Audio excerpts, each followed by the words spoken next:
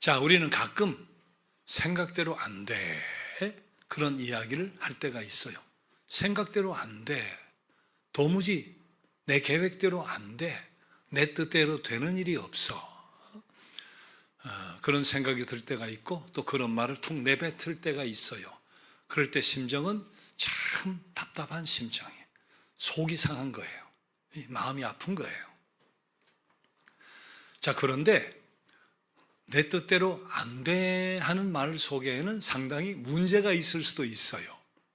그 말은 뭐예요? 모든 것이 내 생각대로 되어야만 정상이야. 그런 생각이 여기 깃들여 있는 거니까.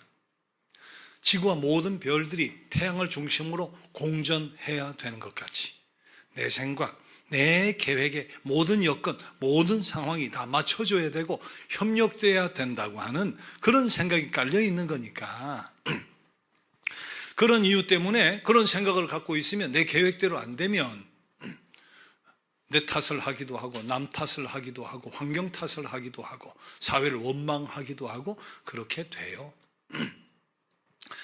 그런데 한 걸음 더 나가면 그러다가 하나님을 원망하는 수도 있어요. 여러분, 우리의 생각이 얼마나 짧은지 알아야 돼요.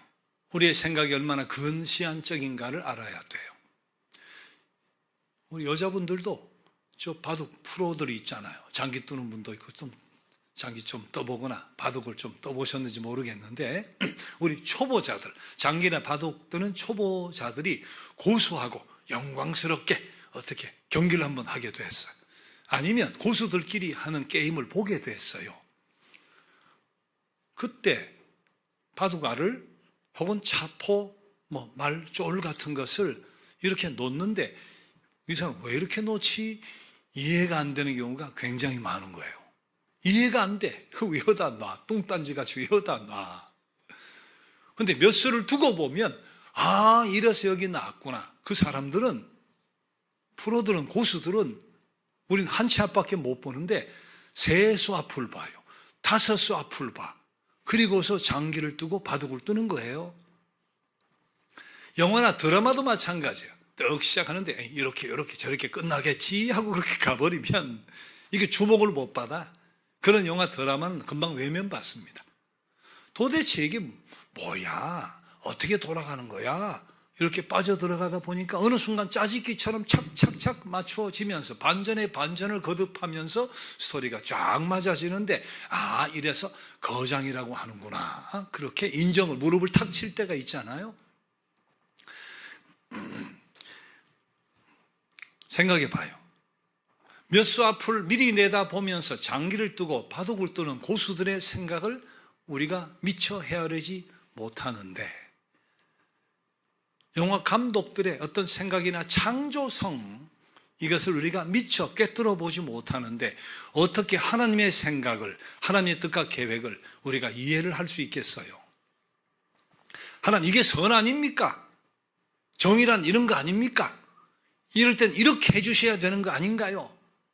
우리가 그렇게 스스로 생각도 하고 판단도 하고 원망도 하고 불평도 하고 하는 때가 있지만 하나님의 생각과 우리 인간의 생각이 하늘과 땅만큼 차이가 날 때가 많습니다.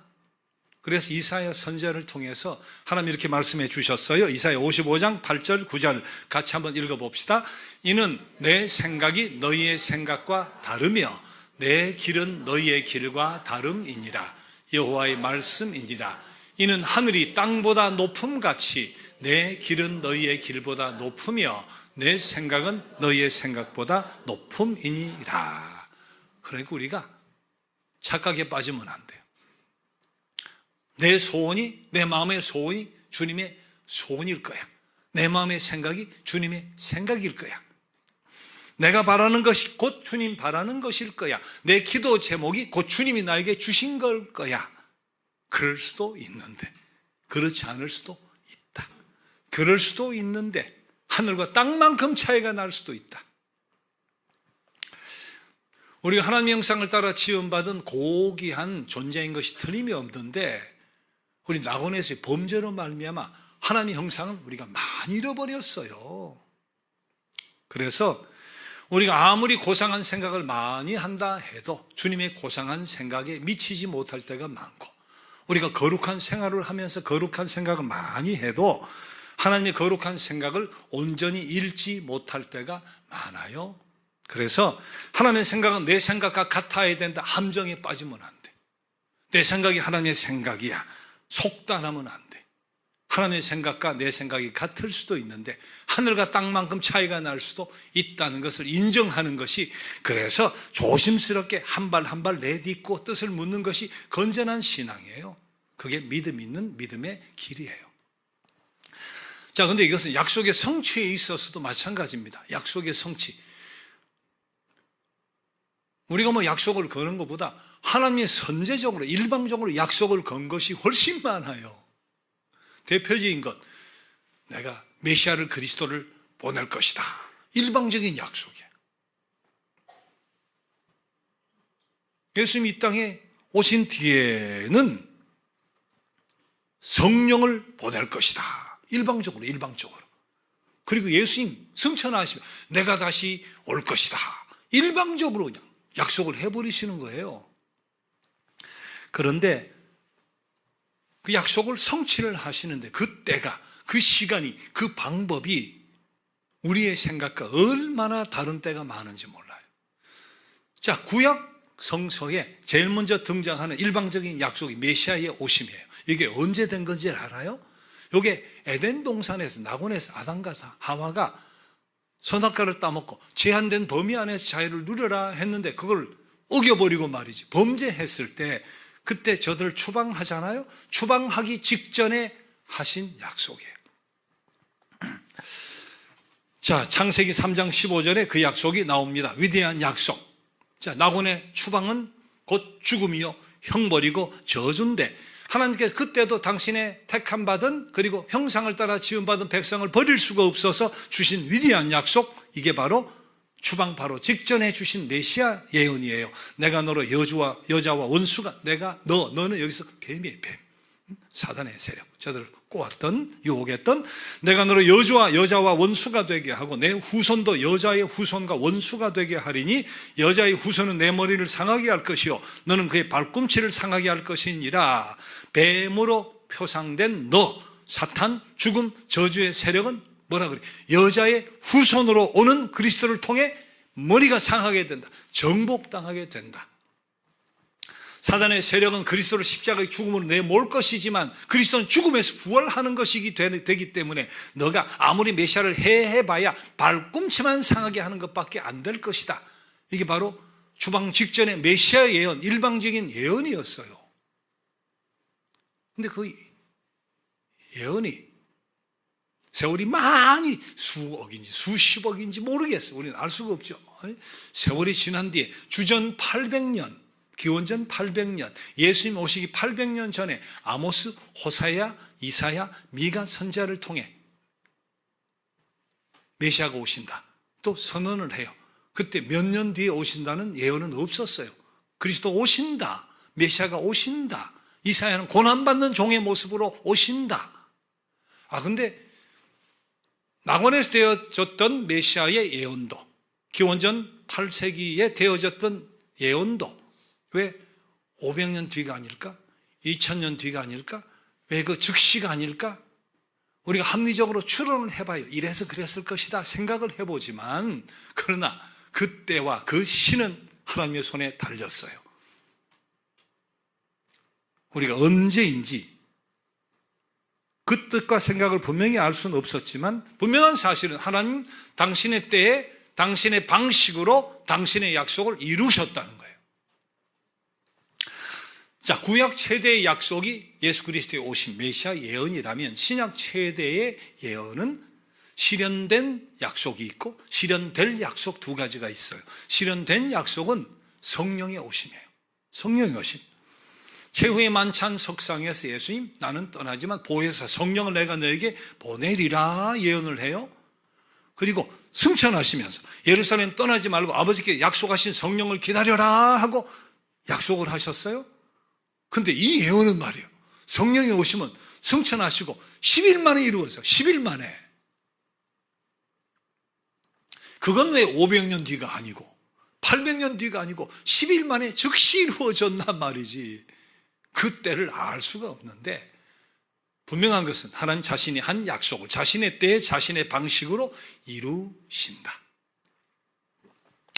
자, 마찬가지 이제 실현될 약속이 큰 약속 3개가 있어요. 메시아의 약속, 성령의 오심의 약속, 마지막 실현될 약속은 뭐죠? 재림의 약속. 내가 다시 오리라. 재림의 약속이에요. 그것은 언제 되어진 약속이에요? 지금부터 몇 년 전에? 2000년 전에 죽으시고 부활하시고 승천하시면서 내가 다시 오리라. 그건 2000년이 지났는데 아직 안 이루어졌어요. 이걸 가지고 수많은 거짓 예언자들이 또 수많은 이단자들이 구약의 다니엘서 혹은 요한계시록을 마음대로 해석하고 날짜를 맞춰가지고 몇 년, 몇 월, 며칠이라고 한국 할 것 없이 미국 할 것 없이 세계 수많은 거짓 예언자, 이단자들이 그날과 그 시를 이야기를 했어요. 우리 휴거 사건도 있었죠. 별의별 일이 다 있었어요. 또 직통계시를 받았다고 하는 이단이 교주 같은 사람이 날짜를 이야기한 적이 있는데 사이비 휴거론자들 그때와 그 시를 모르는 거예요. 모르는 거야. 아는 척해도 모르는 거예요. 그런데 분명한 사실은 이 약속 또한 하나님 정하신 때 하나님의 방식으로 이루어질 것이다. 그래서 도둑같이 오리라. 도적같이 오리라 그랬잖아요. 자, 인간의 실수와 허물에도 약속을 일방적으로 하시고 약속을 성취하시는 하나님. 비록 때와 시기와 방법은 내 생각과 달라도 때로는 하늘과 땅만큼 달라도 틀림없이 당신이 하신 약속은 이루시는 하나님. 이 사실을 생각하면 얼마나 기대가 되고 얼마나 흥분이 돼요. 신구약 성경 66권은 처음부터 끝까지 약속이에요. 수많은 약속. 그중에 가장 굵직한 대표적인 약속이 메시아 그리스도의 약속이고 성령의 약속이고 재림의 약속인데 그 외에도 약속이 많잖아요. 근데 그 약속 가운데 우리가 정말 귀하게 생각해야 될, 꼭 붙들어야 될 3가지 약속이 있어요. 이미 말씀드린 적도 있지만 다시 한번 약속을 하시고 죽음에서 부활하시고 그 부활을 성취하신 그리스도의 틀림없는 약속이니까 이 3가지 약속을 다시 그리스도의 부활과 더불어 가슴속에 꼭 간직하고 살아갈 수 있게 되기를 바라면서 이 말씀을 드립니다. 언제든 어느 때든 꼭 붙들고 살아야 될 3가지 약속. 첫째는 뭐예요? 영원한 삶에 대한 약속이에요. 예수님 골고다 언덕으로 십자가 지고 끌려가실 때 뒤따라가던 일단의 무리들도 슬피 울면서 눈물 지으며 따라갔어요. 예수님 처참하게 십자가에 피 흘리고 살 찢길 때 자신의 이 살이 찢어지는, 심령이 찢어지는 고통으로 저는 울면서 쳐다봤어요. 예수님 무덤에 들어가 계셨던 안식의 날 토요일, 그때도 저들은 엉엉 울었어요. 그리고 주일 새벽 향유를 가지고 몸에 발라드리려고 퉁퉁 부은 눈으로 슬퍼하며 무덤을 찾아가잖아요. 어떻게 됐어요? 무덤이 열려있는 거예요.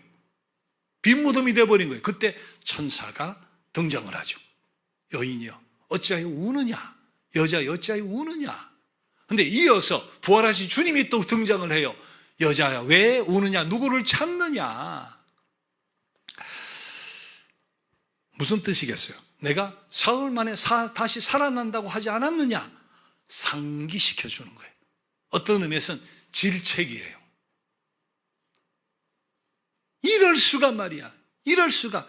있을 수 없는 일, 꿈에도 생각하지 못하는 일이 일어났는데 이렇게 인간의 생각은 하나님의 생각을 따를 수가 없는 거예요. 우리 인간은 한계를 넘어설 수가 없어요. 인간의 사고는 인간의 한계를 넘어설 수가 없어요. 그러나 분명한 거, 내가 고난을 당하나 사흘 만에 다시 살아나리라 하신 부활에 대한 약속을 주님은 지키셨다는 거예요. 부활하신 주님이 오늘 요한복음 20장 17절 본문에서 이렇게 말씀하시죠. 너는 내 형제들에게 가서 이르되 내가 내 아버지 곧 너희 아버지 내 하나님 곧 너희 하나님께로 올라간다 하라. 그리고 40일 뒤에 승천하심으로 부활이 영원한 하나님의 나라가 있다는 것을 분명히 확증시켜 주셨어요. 이건 그리스도인이 되면 맨 먼저 숙지하고 암송해야 될 하나님의 말씀 하면 요한복음 3장 16절 그렇게 이야기할 수 있어요. 예수님이 하신 말씀이에요. 자, 어떻게? 같이 한번 고백해 봐요.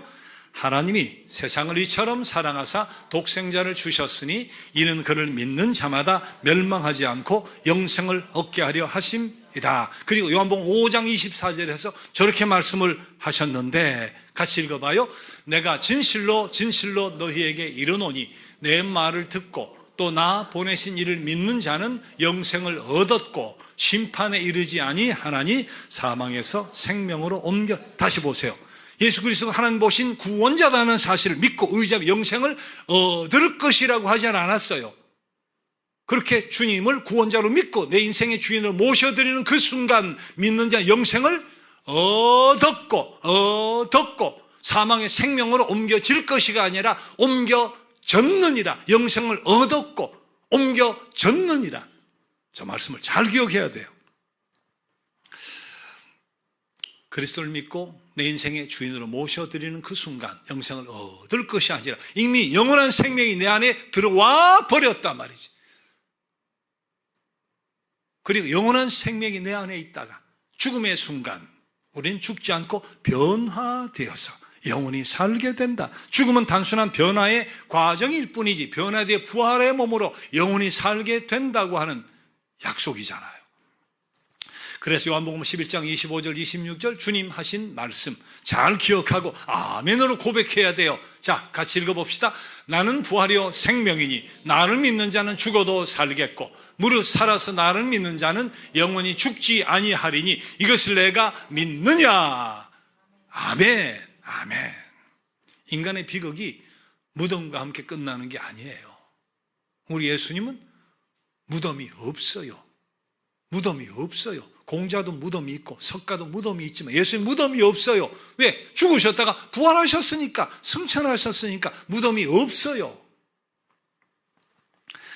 이처럼 참 생명이신 그리스도를 믿음으로 생명의 본질이신 그분을 우리가 모셔드린 사람, 영생하는 신령한 몸으로 주님처럼 살게 된다.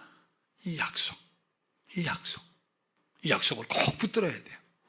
이 약속을 끝까지 붙들어야 돼요.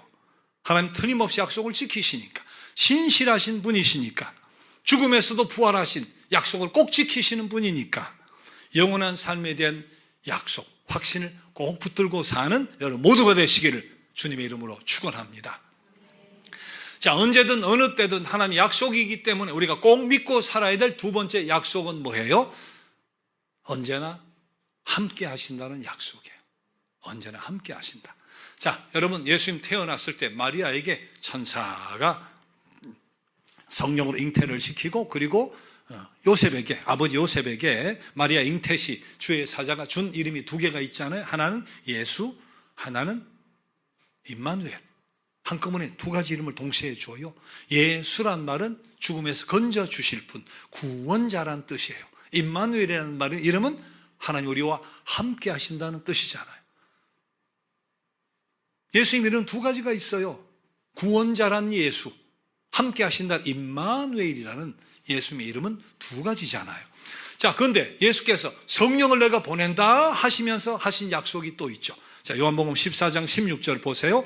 또 다른 보혜사를 너희에게 주사, 보혜사는 성령이에요. 영원토록 너희와 함께 있게 하리니. 요한복음 14장 17절 그는 너희와 함께 거하시며 또 너희 속에 계시겠습니다. 보혜사가 파라클레토스예요. 파라클레토스, 카운슬러, 헬퍼란 뜻이에요. 그러니까 곁에 계시면서 위로해 주시고 보호해 주시고 힘 주시는 분. 그러니까 예수 구원자로 메시아는 우리에게 오셨다. 임마누엘, 우리와 함께하러 오셨는데 이후에 보내실 성령도 파라클레토스, 보혜사, 우리가 영원히 함께 계실 분. 여러분, 우리가 예수를 그리스도로 믿고 내 인생의 주인으로 모셔드리는 그 순간, 아까 본 것 같이 생명, 영원한 생명이 내 안에 오는 그 순간 또 하나의 역사가, 또 하나의 현상이 일어나는데 그게 뭐예요? 우리의 심령 속에 주님이 함께 계시고 그 생활 속에 성령님이 함께 계신다는 거예요. 언제까지? 부르시는 그날까지 함께 계시다가 때가 되어 부르시면 우리의 손을 꼭 붙들고 당신의 나라로 인도에 가서 거기서도 영원히 함께 주신다는 거죠. 이게 임마누엘이에요. 구원받은 자를 위해서 주신 약속의 말씀, 자, 이사야 43장과 마태복음 28장의 말씀 같이 한번 읽어봅시다. 너는 두려워 말라. 내가 너를 구속하였고 내가 너를 지명하여 불렀나니 너는 내 것이라. 마태복음 28장 20절이 마지막 절이에요. 성찰하시며 남긴 마지막 말씀 같이 읽어봅시다. 볼지어다 내가 세상 끝날까지 너희와 항상 함께 있으리라. 그러니까 여자여 어찌하여 우느냐 하는 이 물음은 죽음 앞에서만이 아니라 오늘 우리 고단한 삶 가운데서도 물으시는 주님의 물음이에요. 죽었으면 영원히 함께 계시는 게 아니잖아요. 이 땅 사는 동안도 함께 계시다고 했으니까 여자여 어찌하여 우느냐, 그것은 죽음 앞에서만이 아니라 고단한 우리의 삶 가운데서도 물으시는 주님의 물음이다. 정말 고단한 인생길이잖아요. 실망의 인생길이잖아요. 얼마나 힘들어요. 좌절의 길이고 하염없이 슬플 때도 있고, 그러나 위로받을 길이 있다. 고통을 아시고 고통을 겪어보시고 철저히 아픔을 직접 겪어보신 주님 앞에 나아가는 거예요. 진정 위로를 주시고 우리 눈물을 닦아주실 분은 부활하신 주님밖에 없다는 사실을 꼭 기억해. 울어도 주님 안에서 울어요. 하소연을 주님 안에서 해요. 내가 너 눈물을 보았노라, 내가 내 한탄을 들었노라 말씀하시고 위로해 주시고 만나 주시고 소생케 해 주실 줄 믿습니다. 자, 우리가 언제든 어느 때이든 하나님의 약속의 말씀이기 때문에 끝까지 꼭 붙들어야 될 말씀은, 하나님은 신실한 당신의 백성에게 있어서 끝내는 우여곡절이 있을 수도 있지만 끝내는 결국은 합력하여 선되게 해 주신다는 약속이에요. 여러분, 살아가다 보면 시편 13편의 시인처럼 절규할 때가 있어요. 하나님 언제까지 나를 잊으시렵니까? 정녕 잊으시렵니까? 나를 외면하는 겁니까? 이 고통과 시련이 언제까지 가게 하시렵니까? 시편 시인이 절규했듯이 우리도 그렇게 절규할 때가 있다고. 살아가다 보면 하나님께로부터 내가 버림받은 건가? 하나님께로부터 내 이름이 잊혀져 버린 건가? 여러분, 그런 생각을 하게 될 때가 있어요. 답답하고 절망적일 때. 그때는 언제예요? 주님 순환 받으신 금요일 같은 거예요. 끌려가시고 살찌키시고 피 흘리고 막 죽음 속에 들어가 버린 순환의 금요일 같은 때가 있잖아요. 근데 꼭 기억을 해야 돼요. 순환의 금요일이 있지만 부활의 일요일은 와요. 순환의 금요일이 있지만 부활의 주일은 와요.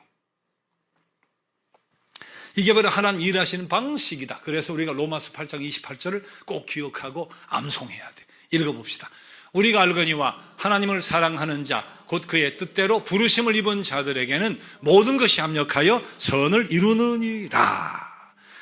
여러분, 인생 살아갈 때 벽에 부딪히고 풀리지 않는 문제가 숱하게 있습니다. 주님도 이 땅 살아가는 동안 내가 너와 함께하니까 고생 안 할 거야, 고통당하는 일 없어, 그렇게 말씀 안 했어요. 너희가 환난을 당하나 그랬어요. 너희가 환난을 당하나, 그런 일이 있다는 거예요. 그러나 그 다음 이야기가 뭐예요? 환난을 당하나, 담대하라, 내가 세상을 이겼노라. 너희가 환난을 당하는 때가 있다. 인생이 그렇다. 그러나 분명한 것은 나와 함께 너희도 승리할 수 있다. 담대하라, 내가 세상을 이겼노라. 세상을 이기신 주님과 함께 세상을 이길 수 있다고 말씀해 주셨잖아요. 우리가 한숨 쉬면서 허공 치면서 그렇게 살 인생이 아니에요. 우리는 이처럼 고백해야 됩니다. 나는 어떤 상황 속에서도 믿음의 희망을 저버리지 않을 것이다. 하나님 절대로 나를 포기하지 않으신다. 나를 그냥 내버려 두지 않으신다. 하나님 반드시 나를 붙드시고 이기게 하신다. 어떤 냉혹한 현실이, 어떤 혹독한 현실이 닥친다 할지라도 나는 하나님의 때를 기다리며 인내할 것이다. 하나님 가르쳐 주신 삶의 원칙을 견지하며 끝까지 갈 거다. 또 이와 같이 고백해야 될 겁니다. 나는 어떤 환경 속에 있다 할지라도 절대로 믿음을 버리지 않고 끝까지 하나님을 경외할 것이다. 최후까지 하나님을 경외할 것이다. 나의 신음소리 들으시고 나를 다 아시는 하나님만 붙들 것이다. 어떤 시련과 고통이어도 하나님 틀림없이 합력하여 선되게 주실 거다. 결국은 합력해서 선되게 주신다는 믿음의 소망과 확신을 붙들고 선하신 하나님께 끝까지 맡기리라. 하나님을 경외하리라. 그리고 시간을 허비하지 않고 섬기리라. 축복의 통로 되리라. 이것을 삶의 유일한 일로 내가 삼으리라 하는 그런 자를 들어서 도구로 쓰시고 높이 들어 당신의 영광과 찬송이 되게 해 주실 줄 믿습니다. 2000년 2월 22일 오후 2시 덕수궁 앞에 50여 명의 여인들이 모였어요. 약속을 지키려고. 그로부터 23년 전인 1977년 어느 여학교 수학 선생님이 수업을 하다가 앞으로 23년 뒤 77년이니까 2000년 2월 22일 오후 2시에 덕숭 앞에 오면 내가 아이스크림 사줄게 하고 약속을 했는데 23년이 지나가지고 그날 그 시에 50명이 모인 거예요. 방방마다 돌아가면 클래스마다 돌면서 수업을 하잖아요. 근데 그걸 23년 뒤에 50명이 모인 거예요. 그걸 어떻게 발빠른 아이스크림 회사가 그걸 주워 듣고 그거를 가지고 자기 신문 광고, 선물 광고를 이용하면서 이 사실이 알려지게 됐는데 선생님과 학생들은 그냥 약속을 지킨 거예요. 다른 게 아니라 그냥 약속을 지키기 위해서, 약속은 지키기 위해서 있는 거니까 약속을 지킨 거예요. 제가 2023년 서귀포 중앙교를 은퇴하면서 그 해에 제가 약속을 했어요. 10년 뒤 2033년 3월 3일 오후 3시에 우리 서귀포 중앙교 카페에서 만납시다. 아이스크림 가게면 좋은데 몇 명이 올지 모르니까 예약이 안 되니까 여기는 얼마가 와도 좋으니까 제가 반드시 약속을 지키겠습니다. 커피, 차를 쏠 텐데 아이스크림도 제가 쏠 거라고. 근데 그 약속을 했어도 이게 얼마든지 문제가 될 수 있어요. 제가 그걸 안 잊어먹어야 돼. 그때까지 살아있어야 돼. 살아있는데 거동이 불편하지 않아서 거동할 수 있는 건강이 돼야 돼. 내가 아무리 약속을 해도 지킨다는 보장은 없어요. 근데 하나님은 달라요. 하나님 약속하시고 지키세요. 신실하시니까 반드시 이루시니까. 그래서 바울 사도가 고린도후서 1장 20절에서 이렇게 고백합니다. 같이 읽어봐요. 하나님의 약속은 얼마든지 그리스도 안에서 예가 되니 그런즉 그로 말미암아 우리가 아멘하여 하나님께 영광을 돌리게 되느니라. 우리에게 주신 약속은 예가 된대요. 그래서 우리는 아멘하면 된대. 아멘하고 하나님께 영광을 돌리게 된단 말이지. 오늘은 제가 약속을 안 합니다. 2033년 3월 3일 3시는 이미 약속이 돼 있으니까 안 돼. 그 다음 찾아보니 2044년 4월 4일 4시인데 4가 너무 많이 들어가. 한국은 전통적으로 4자를 안 좋아해. 그래 2055년 5월 5일 5시 하려고 5월 5일 어린이날이라. 이 할머니들이면 손주하고 놀아야 되는데 어린이날을 뺏을 수가 없고 말이에요. 또 내가 살아있다는 보장도 없지만 그 다음 보니까 2066년 6월 6일 6시인데 절대로 내가 살아있을 것 같지가 않아. 오늘은 약속을 안 합니다. 자, 아이들은 부모의 약속에 조바심을 내요. 그래서 2번, 3번 또 물어. 해줄 거지. 엄마, 진짜 이거 사줄 거지. 약속 지킬 거지. 이번에 몇 점 나오면 자전거 사줄 거지. 뭐 이렇게 핸드폰 바꿔줄 거지. 2번, 3번, 2번, 3번. 믿op지 못하니까. 우리가 하나님께 대해서도 그럴 때가 있어요. 문제가 막 꼬이니까. 꼬이는 것 같이 일은 잘 풀리지 않지. 해결될 것 같지는 않지. 힘은 빠지지. 근데 아이는 조급한데 부모는 다 계획이 있습니다. 아무리 어려도 어떻게 먹일까? 어떻게 입힐까? 학교 어떻게 보낼까? 시집 장가가면 뭘 어떻게 좀 해줄까?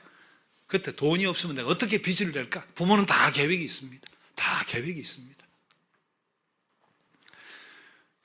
우리 하나님 마찬가지예요.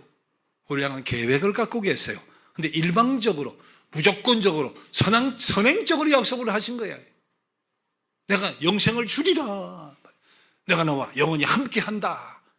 결국 모든 것 합력하여 선되게 해줄 것이다. 우리 생각과 하나님의 생각이 하늘과 땅만큼 차이가 나고 우리 능력과 하나님의 능력이 하늘과 땅만큼 차이가 나도 우리 하나님 절대로 약속을 잊으시는 법이 없어요. 주신 약속을 꼭 붙들어요. 붙들 때 끝까지 붙들어요. 끝까지 붙들어. 어떤 환경도 바꾸어 놓을 수 있는, 어떤 사람도 바꾸어 놓을 수 있는 하나님 꼭 붙들고 크신 하나님 믿고 그 때를 기다리고 맡겨요. 우리 하나님 약속을 끝까지 믿고 신뢰하고 끝까지 기도하며 그 때를 기다리는 사람들에게 우리 하나님 언제나 예가 되어 주실 줄 믿습니다. 자, 오늘은 들풀에 깃든 사랑 오늘 피었다 지는 이란 찬양을 함께 드립시다. 다 함께 일어나서 찬양 드리겠습니다.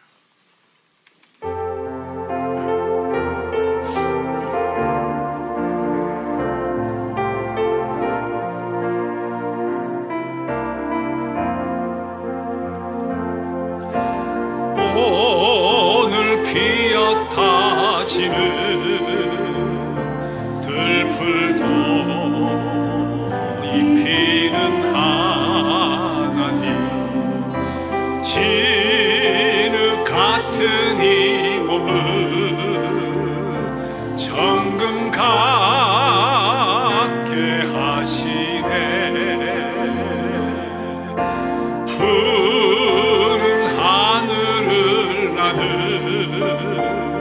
새들도 먹이는 하나님, 하물며 우리랴 염려 필요 없네. 우리 마음속 깊은 그곳에 영혼을 내리신 주, 죽음 이기신 영원한 생명을 약속하시었네. 오늘 피었다 지는 들풀도 입히는 하나님, 하이르 같은 이 몸을 정금 같게 하시. 우리의 마음과 믿음의 고백을 넘어 다시 한번 찬양해요. 오늘 피었다 지는 들풀도 입히는 하나님, 진흙 같은 이 몸을 정금 같게 하시네. 푸른 하늘을 나는 새들도 먹이는 하나님, 하물며 우리랴 염려 우리 마음 깊은 곳에 영혼을 내리신 주, 우리 마음속 깊은 그곳에 영혼을 내리신 주, 영원한 생명을 약속하셨네. 죽음 이기신 영원한 생명을